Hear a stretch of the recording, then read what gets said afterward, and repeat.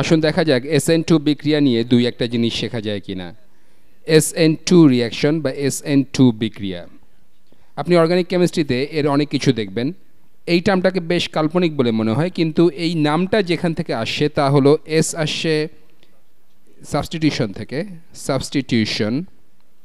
Substitution, আর এখানকার এই N এসেছে নিউক্লিওফিলিক থেকে, নিউক্লিওফিলিক।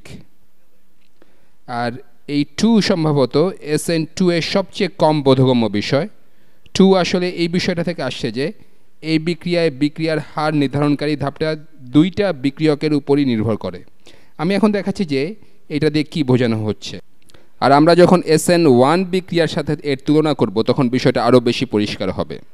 তাহলে এখন দেখা যাক SN2 বিক্রিয়া আসলে কি। ধরে নিলাম যে এখানে ব্রোমোমিথেন আছে, এটা ত্রিমাত্রিকভাবে আঁকা যাক। একটা হাইড্রোজেন বাইরে বেরিয়ে আছে, ব্রোমিন হয়তো এখানে কাগজের তলে আছে, এরপর একটা হাইড্রোজেন পেছনের দিকে আছে, এরপর আরেকটা হাইড্রোজেন উপরের দিকে এভাবে আছে। এখানে আসলে ত্রিমাত্রিকভাবে আঁকাটা খুব গুরুত্বপূর্ণ নয়, কারণ এখানে এটা কাইরাল কার্বন নয়। এখানে এগুলো ডান দিকে নাকি বাম দিকে এভাবে চিন্তা করার কোনো দরকার নেই। কিন্তু ভবিষ্যতে আমরা কাইরাল কার্বন নিয়ে চিন্তা করব যে যখন তারা SN2 বিক্রিয়া করে তখন তাদের কি ঘটতে পারে।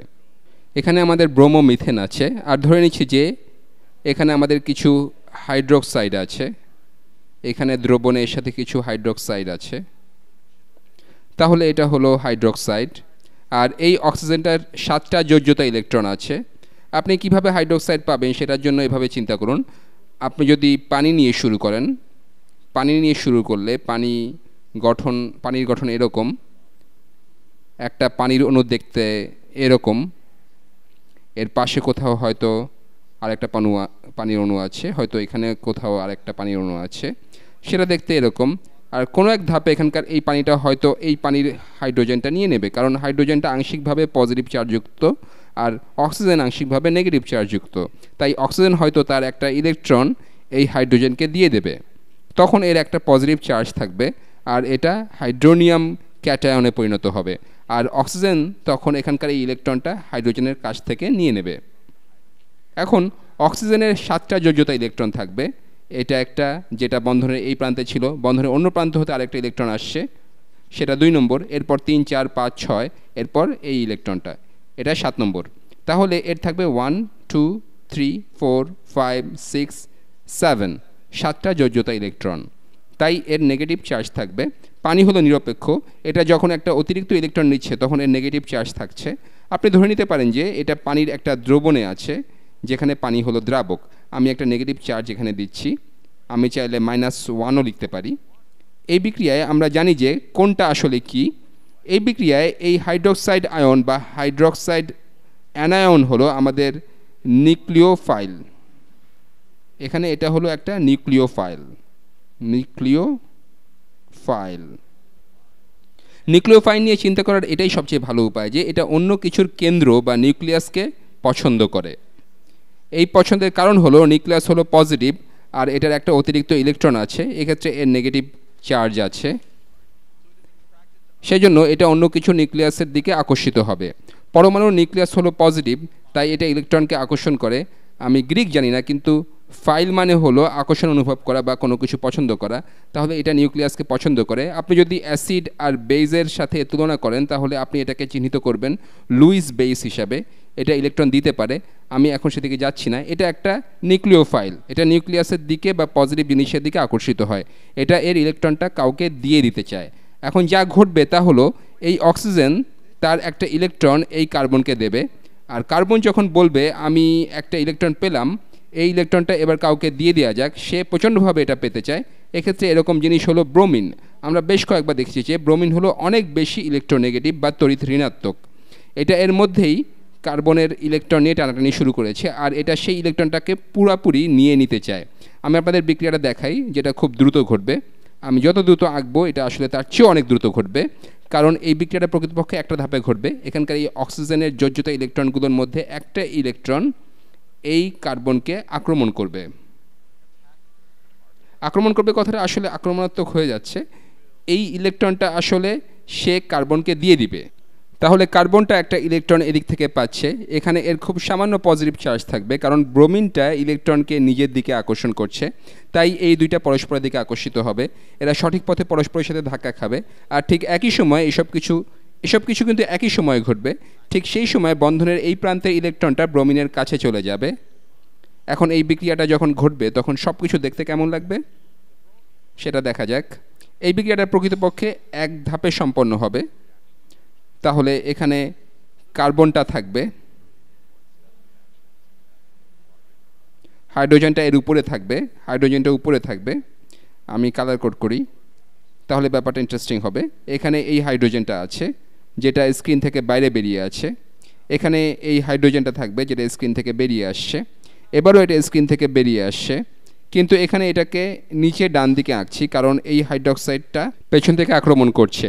আর এই ব্রোমিন যেটাকে আমরা বেরিয়ে যাওয়া গ্রুপ বলছি, যেটা আসলে ব্রোমাইড অ্যানায়ন, সেটা যখন বেরিয়ে যায় তখন ডান দিক দিয়ে বেরিয়ে যায়। বাম দিক থেকে আক্রমণ হচ্ছে, বেরিয়ে যাচ্ছে ডান দিক দিয়ে, দুইটা বিপরীত দিক থেকে হচ্ছে। তাহলে এটা হলো বাইরে বেরিয়ে যাওয়া হাইড্রোজেনটা, এরপর একটা হাইড্রোজেন পেছনে আছে, আমি এখানেও সেটা পেছন দিকে আঁকছি, সেটা এভাবে আঁকলাম।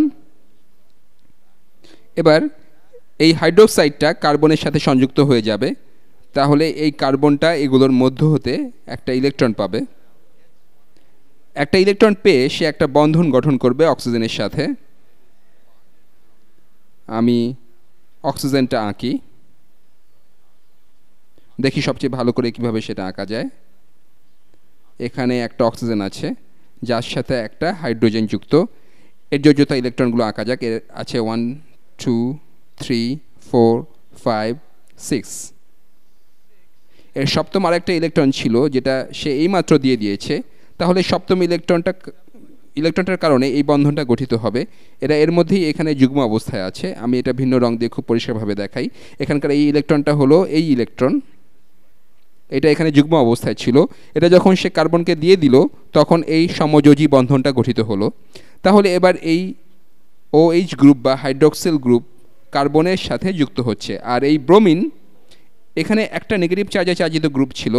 এখন আমি এ পর্যন্ত যা কিছু এঁকেছি সবই হলো নিরপেক্ষ, তাই কোনো কিছুকে নেগেটিভ চার্জ যুক্ত হতে হবে, সেটা হবে ব্রোমিন, কারণ এটাই আসলে ইলেকট্রনটা পাচ্ছে। তাহলে ব্রোমিন, আমি ব্রোমিনের যোজ্যতা ইলেকট্রনগুলো আঁকি। আগে 7টা যোজ্যতা ইলেকট্রন ছিল, 1 2 3 4 5 6 7। এবার এটা কার্বনের কাছ থেকে একটা ইলেকট্রন নেওয়ায় যোজ্যতা ইলেকট্রন 8টা হচ্ছে, 1 2 3 4 5 6 7। এবার এটাকে কালার কোড দিয়ে দেখাই। এখানকার এই ইলেকট্রনটা ব্রোমিনের কাছে যাচ্ছে, সেই ইলেকট্রনটা হলো এখানকারটা, তাহলে এর একটা নেগেটিভ চার্জ থাকবে। তাহলে এখানে এই অবস্থায় এখানে এটা হলো নিউক্লিওফাইল, আর এখানকার এই ব্রোমিনটা হলো বেরিয়ে আসা গ্রুপ বা লিভিং গ্রুপ।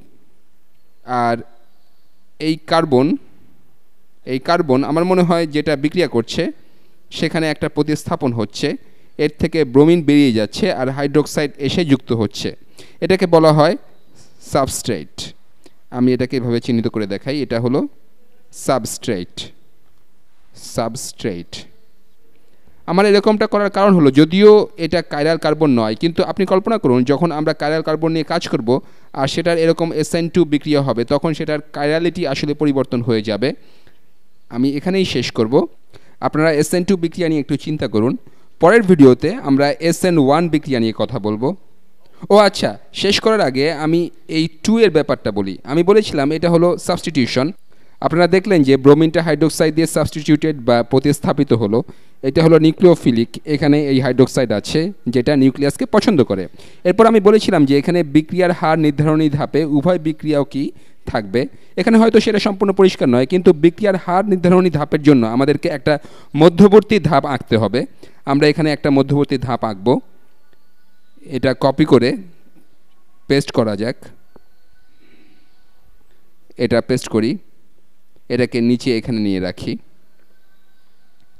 মধ্যবর্তী ধাপটা আঁকার জন্য আমি অন্যটাও কপি করি, এটা কপি করলাম, এবার এটা পেস্ট করছি। এই বিক্রিয়াটা এক ধাপেই সম্পন্ন হয়, কিন্তু দেখা যাক এই দুইটার মাঝখানে কি হয়। এই দুইটার মাঝখানে খুবই অল্প সময়ের জন্য একটা মধ্যবর্তী অবস্থা থাকে, সেখানে এই কার্বনটার সাথে একটা আংশিক বন্ধন যুক্ত হয়। এখানে এই হাইড্রোজেনটা আছে, নীল রঙের হাইড্রোজেনটা, যেটা বাইরে বেরিয়ে আছে। এটার পেছনে আরেকটা হাইড্রোজেন আছে, এই কার্বনটার পেছনে এই হাইড্রোজেনটা আছে। আমি সেটা এখানে এটার পেছনে এভাবে আঁকছি। এরপর খুবই অল্প সময়ের জন্য এটা ব্রোমিনের সাথে যুক্ত হবে। আমি সেটা ডটেড লাইন দিয়ে দেখাই। এটা ব্রোমিনের সাথে যুক্ত হবে, আর এটাতে আংশিক নেগেটিভ চার্জ থাকবে, কারণ এটা একটা ইলেকট্রন পাওয়া শুরু করেছে।